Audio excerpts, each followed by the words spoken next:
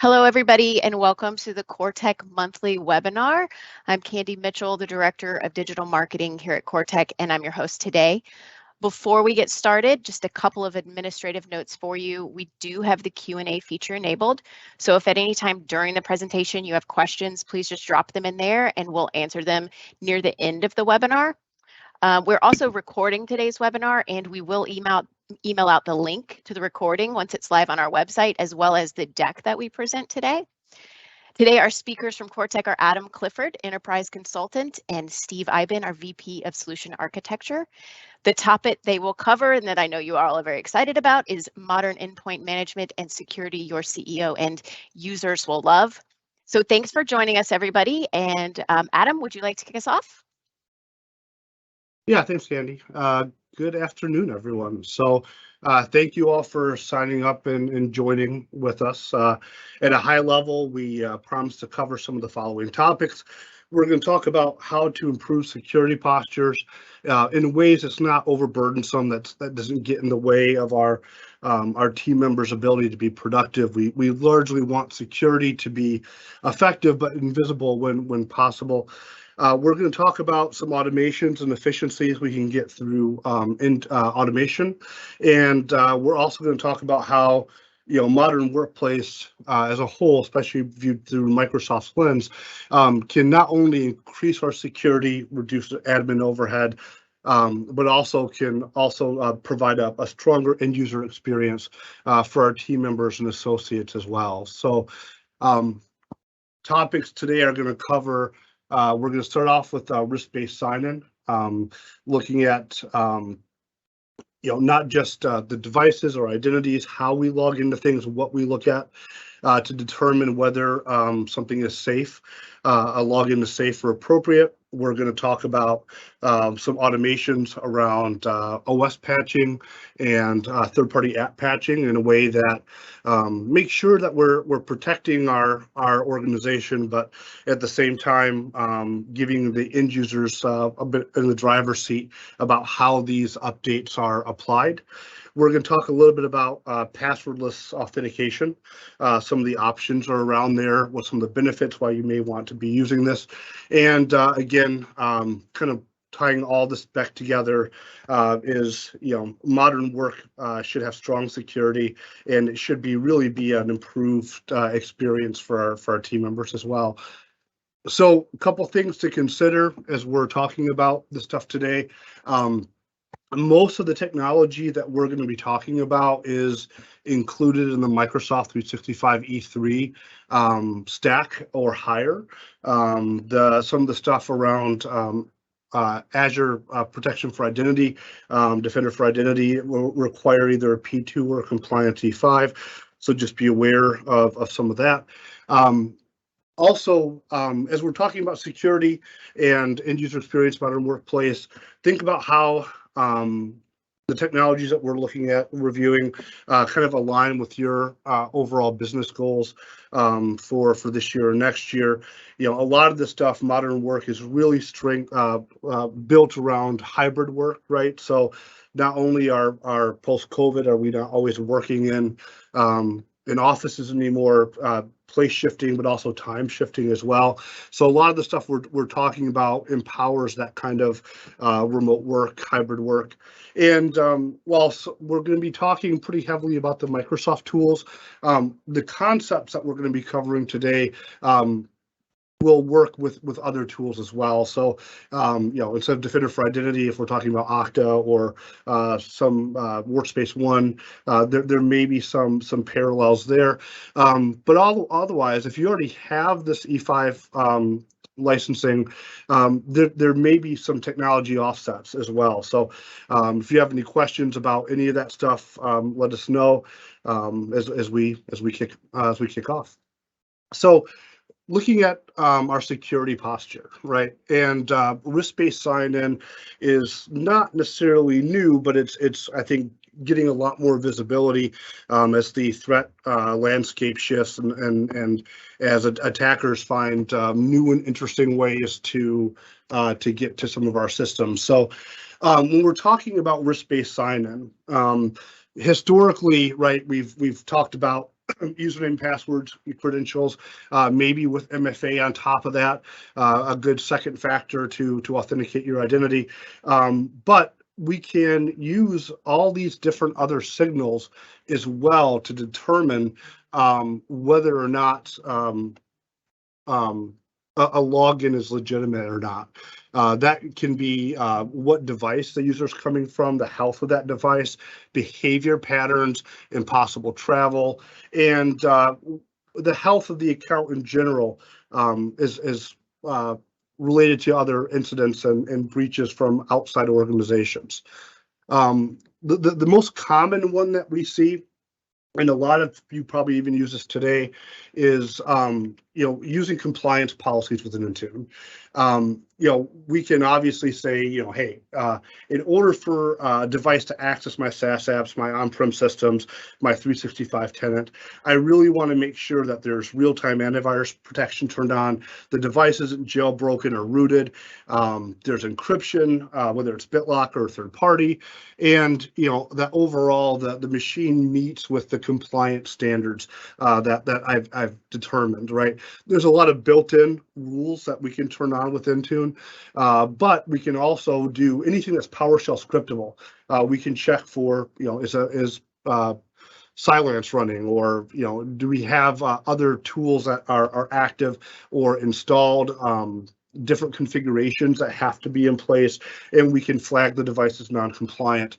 And what's really cool is a lot of other security tools are now pulling Intune. So a lot of NACs today, Aruba ClearPass, Cisco ICE will query Intune for that compliant status, and then we can make decisions on what VLANs are you able to access, or even kicking devices off the network if they're not compliant.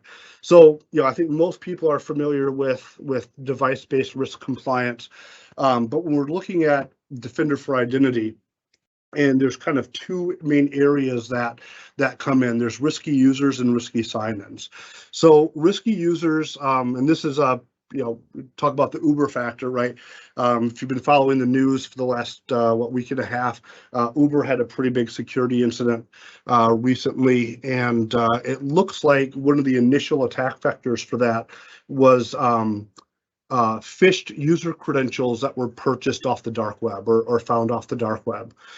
So what Defender for Identity will do is it will, Microsoft's always scouring the dark web, always looking for signs of compromise. If you're doing password hash synchronization with Azure AD, which is one of the default login methods, Microsoft is going to look out there to see, are there this username and credential password hash on the dark web? And it may not even be from one of your organization's incidents, right? If I have an Adobe account that I use to download company software, and I reuse my password there, and they have an incident or a breach, and now that password hash is out there, the chances are that people reuse passwords as an attacker. That's one of the first things I would do, is look for that kind of stuff. So with risky users, we can both set limits on, if you want to sign into this device, the user risk score has to be a certain level or lower.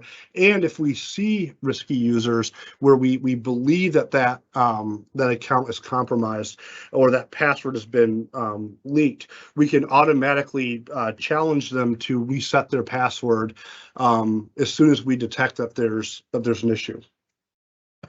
The flip side, the other side of that coin, the risky user is the risky sign-in, right? So this is looking at not the health of the user account, but also where they're signing in from and how they're coming in. There's plenty of different signals that we look at. Anonymous IP addresses, am I coming from a Tor exit node, or a known VPN provider, but NordVPN, or some of these common ones that people can use to circumvent geo IP restrictions. Impossible travel to non-typical locations. So if I sign in from New York and then 2 hours later try to sign in from China or Russia, where I haven't normally signed in before, I can flag that. And with the risky sign-in, just like with risky users, we can do a couple different things. We can make a deterministic factor on whether or not this sign-in is too risky for this particular application, or we can just say, you know, hey, this little sus. I would like you to do MFA again and just prove to me that you are who you say you are. If we're going to pull telemetry, if we have Defender for Endpoint on there, if the device was recently infected or downloaded the wrong type of file, that will also bump the risk level of that sign-in. So we're, at the end of the day, we're looking at all these different signals of that they give more confidence that that our sign-in is legitimate. And then what we can do is we can take all of those different signals, right, and use conditional access either on a holistic level to determine what apps and what risk levels that we want to do. So, you know, again, we can say, hey, to log into our ERP, CMS, you know, medical records, payroll systems, you know, where we have our sensitive data, that the device has to be managed and compliant with my security policies. The user health has to be, you know, not leaked to the dark web. No signs of really threat or compromise there. The sign-in risk is now coming from a healthy device that's from an IP or subnet or ISP that I know is typical. Azure AD does maintain a list of IPs and ISPs that you normally log in from to determine that user behavior, right? And you know, we have machine learning and all this, looking at all this stuff as well. And what's great about this from an end user standpoint is we're not asking the users to do anything other than sign into the apps the way that they normally do it. And if we're pulled in and if we have all of our SaaS apps and apps that are federated against Azure AD for single sign-on, you know, not only do users not have to log in if we have seamless SSO enabled, right? But also all of these apps, whether it's Salesforce or, you know, any third-party SaaS apps I can integrate, there's anything that can do SAML or OAuth. Otherwise, there's about 500 apps, or no, well over that, I think, in the Azure Marketplace that are basically, this is exactly how you tie this in for user provisioning and single sign-on. But any app that can be federated against Azure AD can be subjected to all of this level of conditional access. So, you know, we're not asking the end users to do anything. We're not asking them to jump through hoops. We're not making security burdensome, but instead we're looking at all these different factors of their login to help make a determining factor on, are they who they say they are they logging in from one of my devices that's compliant, and do I understand the risk level of that login to make a decision, right? And I can then say, you know, either for all cloud apps you have to meet these requirements, or, you know, if it's a risky login, you know, instead of blocking it, I just want you to do MFA. I want you to do a password reset, just to make sure. So it's not even always about blocking access, but it may be about stepping up, proving that identity, going through a password reset, and just making sure that as the login proceeds into systems that maintain critical business data, that we feel good about that login, and that we can go back later and audit that to look at again. Hey, this you know, Sue from accounting logged in to Salesforce. You know, trusted device. These are all the checks that they passed. All of this is not only good at sign-in, but also we can go back and audit and look at this kind of stuff as well. Kind of transitions into passwordless login. This is something I get really excited about. Passwords are one of those technologies that have been around for a long time. That really we haven't seen a lot of change to. it's only been recently that NIST and some of the other compliance regimes have started to change the idea, because for a long time it was, and I'm sure you've all heard this, passwords are like underwear, change them often and don't reuse them, right? But what we found is that when we ask people to change their passwords too often, they make bad decisions on what those passwords are, and or where they keep them, how they store them. So when we talk about passwordless, there's a couple of different technologies that we'll talk about today. One is Windows Hello for Business, which is device specific. I enroll a machine into Hello for Business with my domain credentials. I do MFA, and now I can unlock that machine with a biometric gesture or a device PIN. A lot of times people say, well, is a PIN code really just a password? No, it's much stronger, because the PIN code is only used to unlock the TPM module, the secure enclave. And now we're doing asymmetric key pair authentication with OAuth on the back end. So the password never traverses the network. It can't be sniffed, it can't be captured.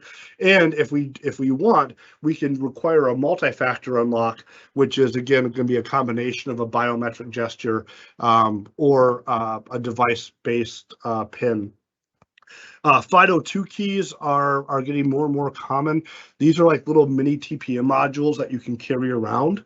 So where Windows Hello for Business is, you have to enroll every single device that you want to use. A FIDO key, little USB, YubiKey is a great example. Off the Trends makes one that has a little fingerprint scanner on it.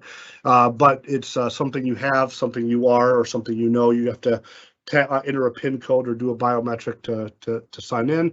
And the third is Microsoft Authenticator with number matching, which we'll talk about a little bit more when we get into the MFA segment as well. So why do we want to get rid of passwords? Nobody likes them, right? They're hard for people to remember. They're getting easier to guess, especially brute force attacks with with the power of supercomputers and even graphics cards that we can use to do password hashing and cracking. Password reuse is rampant. Even strong passwords can be phished or subject to social engineering attacks. And this is again coming back to conditional access, right? Is if I have someone that can fall for a phishing attack, if the login has to originate from one of my managed devices, it takes a little bit of the teeth out of a phishing. It doesn't prevent it, but it takes some of the teeth out a little bit. But even still, I don't want something that can be easily captured by an adversary using a Google form or low sophistication attack. Not just talking about the complexity and why people don't like them and they make bad choices, but password lockouts, account lockouts due to password issues are very costly, right? So it's often the number one ticket type for IT. Before going to consulting, I was a director of IT security and infrastructure for an enterprise organization. We had about 6,000 employees. That looking at the service desk numbers, we were losing about $200,000 a year of lost productivity due to account lockouts. Going passwordless, right? Either using a fingerprint scanner, 3D camera. Not only is this a better experience for our end users, but we're going to kind of, there's a lot of efficiencies that we can gain by having people sitting around waiting for their ticket, waiting for IT to help them. And, God forbid that you're remote and not connected to a VPN and having to deal with all the different headaches around cache credentials and all that fun stuff. So by going passwordless, even if we have to get some hardware for certain workstations, it's something that, again, the ROI can be potentially huge and very quickly. Look at your account lockout tickets, look at how long it takes for those to be remediated, use your internal cost of labor. But this is a good way to kind of put up a dollar amount on what password lockouts cost. So transitioning a little bit from passwordless to multi-factor. This is idea that's been around for quite a while as well. Using different factors of authentication to add more confidence. So it was early on, it was the RSA tokens, right? Then we got soft tokens, tap to approve, text and phone, all that fun stuff. But at the end of the day, it's really all the same kind of system, right? Where we have the login credential, which is something we know, and we're adding either something we have, something we are into that, so that we again have a little bit more confidence. That being said, a lot of organizations deploy MFA because it's a security or compliance requirement. It may be required for business insurance or a security initiative, but a lot of organizations don't always put all the thought and process into making sure that that MFA is really protecting us to the best of our ability, right? So if we look at some of the recent high-profile attacks, right? So again, Uber used this as well as Lapsus and SolarWinds. What we found is that attackers are using not necessarily new, but are increasingly using MFA prompt bombing, where I'm going to send you 3,000 login requests at 1 a.m. to engineers and contractors, hoping that someone will just approve it to make it stop.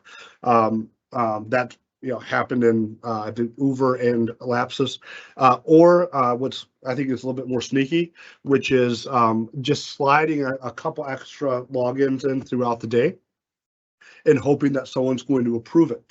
So when we're rolling out MFA, or we're doing our annual security awareness training, we want to make sure we're talking about MFA, that whenever I get a prompt, to stop and think, did I just take an action that could have triggered this? I may be upstairs eating lunch, I get one on my phone, 95% sure it's just my laptop and Outlook refreshing, but if I can't see it, I'm not going to approve it. We should have a process in place for team members to report anomalous MFA prompts to security, that security should track down. And we also need to make sure that we are aware that not all MFA prompts are created equal. So depending on your security and compliance requirements, cell phone calls and text messages, there are routing vulnerabilities in the cell phone network that a very sophisticated attacker can take advantage of. You have SIM swapping, which is social engineering against a phone provider, where I can capture things that way. And with the tap to approve, as we heard, MFA prompt bombing is a real problem, right? Microsoft rolled out about 2 months ago what they called the number matching and enhanced notifications. It's free to turn on across, I believe, all license levels. But what it does is when I get prompted for that MFA prompt, it's not just going to be as simple as tap to approve. I have to type 2 numbers that match what's on screen, and that's really important, because if it is a drive-by, if it is a malicious attack, right, I only have a 1 in 100 chance of getting that right. So it can kind of help protect against like the prompt bombs, that kind of stuff. Also, the enhanced notifications now will show a map of where the login is coming from, what app the MFA prompt or challenge is for. So it gives people the ability to make a more informed decision. Is this me? Did I just do something that will target or trigger an MFA prompt? And I can even push a button, no, this is not me, on the push notification to disable that. Text is great. Rolling codes are great because, again, I have to actually enter something in on the screen to make sure I'm protected against drive-by. And that MFA number matching, we talked about Azure AD and single sign-on or passwordless authentication. This is something that you can enable in Azure AD. It's authenticator passwordless, where I have the option of using a password or a final key or Windows Hello, but I could also say, hey, instead of asking for a password, send the notification to my phone. I tap the number match, and then it's going to do some kind of biometric authentication, whether that's the 3D camera on the phone or a fingerprint scanner. So again, I can log into all of my SaaS apps without even having to go and buy 3D cameras and laptops and fingerprint scanners. I can use the phone authenticator that almost everyone has already to do passwordless logon with no additional cost, right? So really kind of a neat way of doing that as well. If we have some time, maybe I can try to do a demo of it at the end of the call. But again, the big takeaway from here is make sure that, when we have MFA, that we are looking at things like, again, do we have are we doing training on it? Do we have a process for anomalous prompts? And how do we follow up and investigate those anomalous prompts? And when we do see them, what is our playbook for how we deal with that? So looking at some automation that we have with modern work, Intune or Microsoft Endpoint Manager is just a phenomenal tool. And it's the really thing to keep in mind is, yeah, it's an MDM tool, it's a MAM tool, it's a device management, it's also a security tool, right? Being able to measure compliance, like we talked about, is key, and also helping to make sure that we keep our software up to date, right? This is kind of a basic blocking and tackling, but that being said, can be very difficult to pull off, right? I mean, a lot of people will use SECM or Intune or Manage Engine, PD, several of the other automation tools out there for Windows patching, but we often overlook third-party apps, and third-party app packaging and patching can be a full-time job for a team of people, depending on the size of the organization. So we're going to talk a little bit about PatchMyPC integration. Steve's going to talk a little bit about how we can help on the managed services side as well. But just know, you're not alone. That desktop management, UC management, patching, especially third-party apps, is a challenge even for large organizations that invest a lot of time into this and people. So when it comes to Windows update rings on EUC devices, really Windows patching should be like a Ronco solution of set it and forget it. I should be able to have my dev stage prod or early fast broad deploy. Intune's completely capable of doing that for you. Not just that, but we have a lot of control over how those updates go out.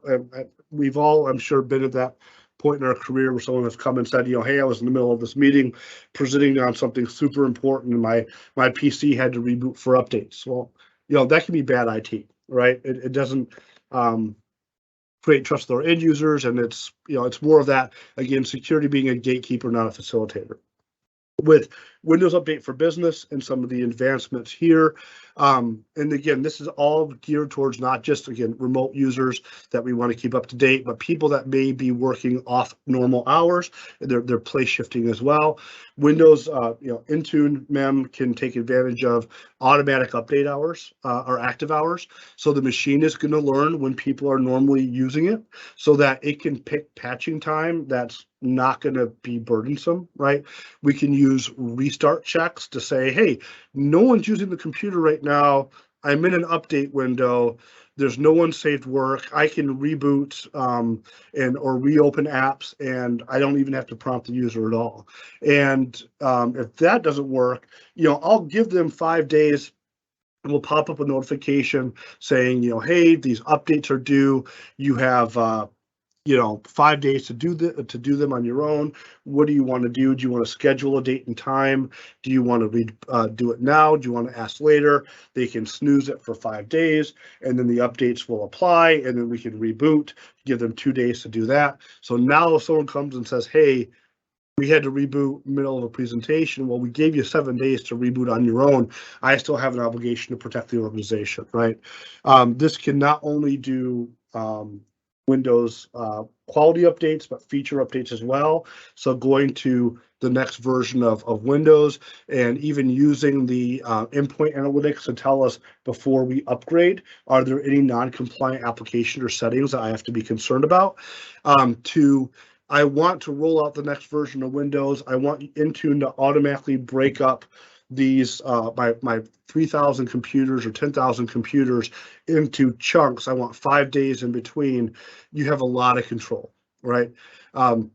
If we have kiosk or shared machines, maybe I want those to automatically install and reboot at a certain time in between shifts. So it doesn't have to be all user driven. We could have shared kiosk machines or other use cases where I always want them to update on the third Tuesday of every month at 2 in the morning. We can do the same thing with servers with Azure Update Manager. This is potentially even a free tool, depending on how many servers you have, how much logs you're ingesting into Log Analytics, but same kind of thing. And also, if we do push out Windows updates that are bad, I can pull them back with a touch of a button. I don't have to go touch every machine and roll back the update. I can go, hey, my preview updates aren't acting right. Let me pull those back. I'm going to pause the updates on the other server or on the other machines until the offending update is superseded or pulled. So the flip side of the OS patching is, I have all these third-party apps that are being used, whether they're for pay or freeware tools that just are heavily invested in the organization. These tools, especially things like Adobe Reader, AnyConnect, Chrome, Firefox, have regular CVEs that they're patched against. And if I'm doing internal development, I may need to make sure that my version of Chrome, Firefox, Java stayed a certain level, right? PatchMyPC is a great company that we partner with. For Intune only, it's about $2 per user per year or per machine per year, which is pretty darn affordable compared to some of the competition out there. And they have the largest catalog, I believe, of supported apps. This is really big because not only does it keep the apps patched and tell you what CVEs you're protected against, it's also putting the apps into Intune, the full installers for you automatically. So whenever I go through an autopilot, if I want self-deploying PCs that my IT team doesn't have to touch, I know that whenever someone has a machine deployed or they go into self-service and say, I want Adobe Reader, that the newest version is always going to be installed. And whenever an update comes out for that, and again, I can pick my cadence, that those apps are going to be kept up to date. And just like with Intune and the Windows rings, I can do like a dev stage prod, so I can have early adopters, a 7-day delay before everyone gets a new version of Adobe, and it also gives you a lot of automation to, when we're installing Chrome and Firefox, I want to disable the built-in updater because I want IT to be in control because, again, internal development or standards or whatever reasons I may have. So you have just a lot of control over all that. Nice reports. Again, I can go in and search. This CVE came out on this date. Yep, look, I can see the update deployed to all of my machines, 3 days later. So really kind of a great way to keep in touch of that without having to have a team of 2 or 3 people just assigned to app packaging and remediation. Proactive remediations need to get a little bit more love in the endpoint manager world. These are fantastic to either reduce the number of tickets that we get, to enforcing standards and combating configuration drift. So the baselines run every 30 minutes. There's a detection script and a remediation script. So I can say, hey, are you running low on disk space? Let's do a pop-up and let's give some links that they can click to help clean up some disk space. Or is the real-time protection of our antivirus disabled, or is Qualys or my Rapid7 agent not collecting data anymore, I can restart those services, as well as remediating what the actual issue is. It also reports that, hey, this machine, I've now done this 5 or 6 times. It can be complex things like checking to make sure a process is running, that a registry key is still what it needs to be, that that the firewall is turned on, to small things like I use Windows 365 in my lab. I get all these duplicate shortcuts for Edge and Teams. I just want those cleaned up whenever they have them. So again, proactive remediations are things that we can set up. Detection script, remediation script, they run every 30 minutes to either enforce our standards or fix issues for end users before they're even aware that the issue exists, to doing configuration drift and enforcing our security standards. And then lastly, we're going to talk a little bit about securing apps and devices and information. MDM is not a new technology. Been doing it, AirWatch, Mobile Iron for many years. Intune, now part of Endpoint Manager, is Microsoft solution. We can do management of corporate and personally owned iOS, Android, Windows, Mac machines as well, to again allow secure access to our resources. That also gives me ability to have maybe some company data on a personal device with the ability to claw that back if I ever need to. And while MDM has been around and is very commonly known, MDM is mobile device management, MAM is mobile application management. Microsoft's MAM solution is industry leading, great way to manage apps on mobile devices without having the user actually have to enroll or sign up for anything. So I cannot see, as an IT department, anything outside of that container, the Outlook container, the OneDrive container. Even with full MDM, I can never see text messages, web browsing history, personal email, all that stuff. Microsoft isn't, creepy like that. I can't collect all that data, because a phone is, a lot of personal privacy stuff on there as well. But what I can say is, using conditional access, if you want to have company data on your mobile device, you have to use Outlook or one of the apps that supports application management. I'm going to limit copy and paste, so you can't take our data and copy it into another app. You can't save an attachment as to your personal OneDrive or SharePoint. It can only stay in company sanctioned devices. And if you ever leave the organization or you lose your device and your device is offline for too long, I'm going to block access to that company data or even remove it. So as an employee, I can't just give my notice, put my phone in airplane mode, and just laugh my way to the bank with all your data. After again, up to 24, 48 hours, it's customizable. I can say, hey, you can't view the data in this container until your machine reconnects to the internet, and checks to make sure it's still in good standing. And then really, this could be a whole conversation in itself, but looking at information protection. So this is really all around, classifying data where we find it. Does it have PII, PHI, internal code words or project names that I need to make sure are classified or protected? This is file level encryption for Office Docs. So if I have an Excel file that's protected by this because it has PHI in it, and I send that out to the world, no one would be able to open it unless I grant them access. And I can actually even retroactively revoke access to a file that's been out in the wild, right? And I can't just take these encrypted files, try to open them in LibreOffice or Google Docs. It's file level encryption, and the Outlook agent or the Office agent or the compliance plugin is actually dialing back into Microsoft to make sure that you are allowed to open this file and what you're allowed to do with it. And we could even protect against screenshots and some other stuff like that.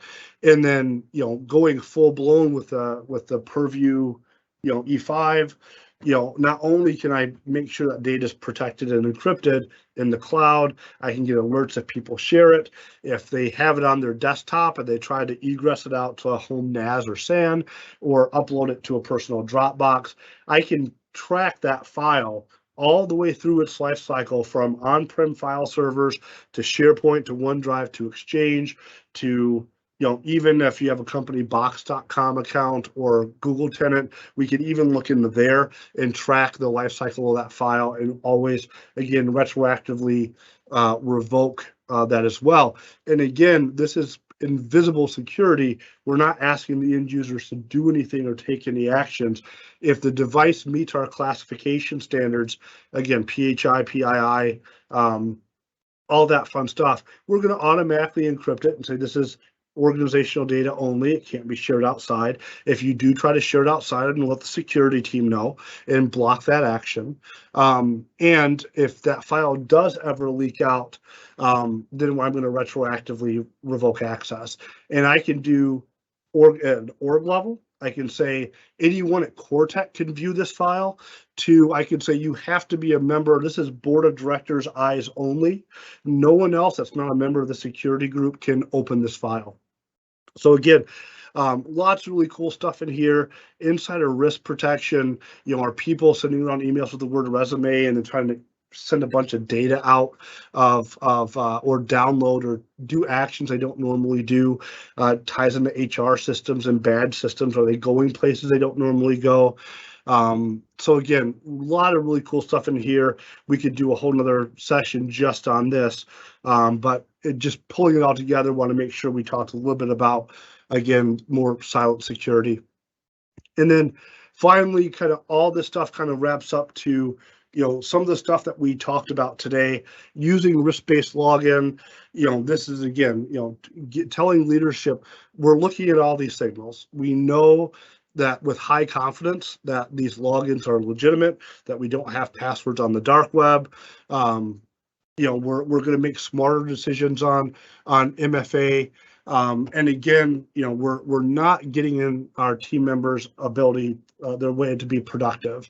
No hurdles, no extra steps. We're not asking them to, rub their tummy and pat their head at the same time while standing on one foot. Just log in with your face, log in with the biometric gesture authenticator, go where you normally go. Let's let our security work for us, and let's look at all this behavior and report on anomalies, and then step up afterwards, right? Whether it's password reset, redoing MFA to make sure that, again, we're validating, that zero trust, we're going to trust but verify, right? And, technologies users won't hate. Passwordless is huge, right? My CEO, former Green Beret, thought this was the coolest thing he'd ever seen. Right. People hate passwords, especially as we start doing, computer refreshes with the 3D cameras in. Unlocking your workstation just could be as simple as looking at it. And again, if we have to match with a PIN code for multi-factor unlock, we could do that too, to make sure that, again, it's still less work. But still, still protecting the environment.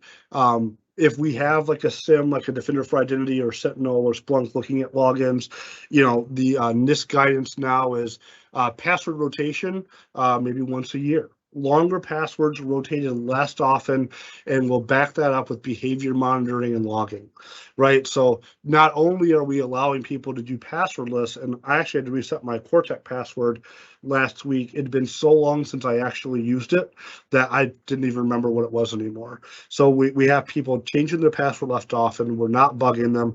We're not asking them to take extra steps. It's all super easy.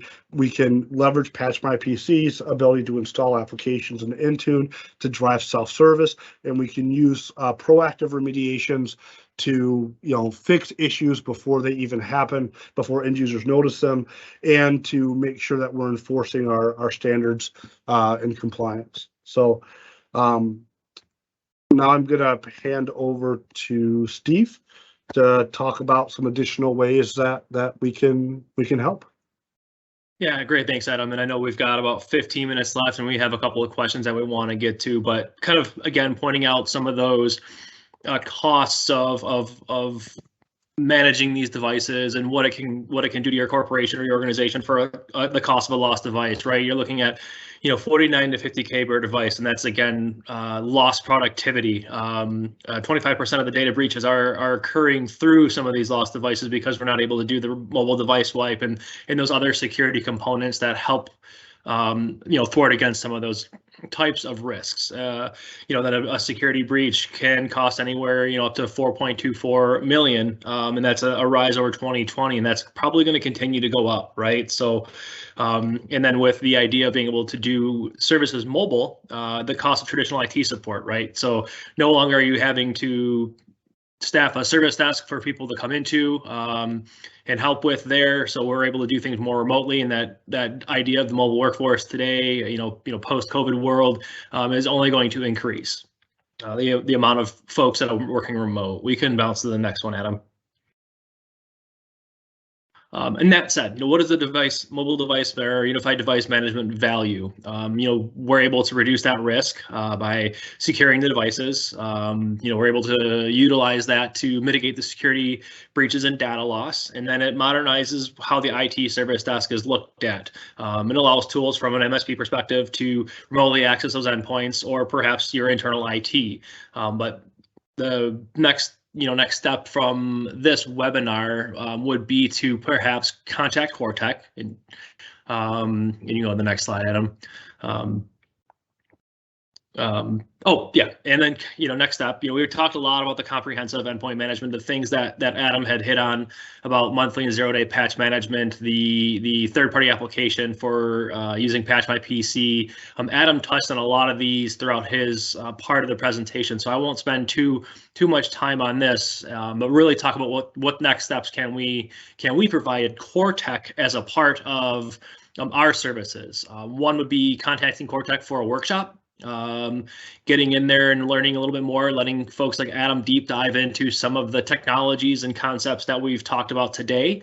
Additionally, then it's, perhaps we get into a consulting engagement where we are also, looking at your current situation, identifying where there may be some risks and challenges and helping you overcome those risks and challenges, and then go from there to also provide the managed services around the security services, the unified device management services. As Adam had alluded to, depending on the size of your organization, it could take a very large team just to support your devices, right? Whether they're mobile devices such as phones or tablets, or their actual end user compute like PCs and laptops. All of the tools that we've talked about today and all the ideas and concepts and processes can be applied through our consulting engagement and then taken over from a managed services perspective, alleviating some of that challenge or some of that workload from your team, so you're able to focus on more strategic initiatives, more business strategic initiatives, and more IT initiatives to help enable end user quality and user support and overall business success. With that, I'd like to leave the next 10 minutes to dive into the Q&A. There were a couple of questions that were posted in the Q&A board. So from there, Candy, I think as the moderator, you're going to jump in and take over. Thank you, everyone. I appreciate your time today. Yeah, so we do have two-part questions. The first one, and you guys just let me know who you want to answer. In relation to Intune and Windows updates, are there controls available to trickle out the updates over slower connections? That's the first part, if you want to answer that one first. Yeah, so with Intune, we can pair the update policies with what we call download optimization policies.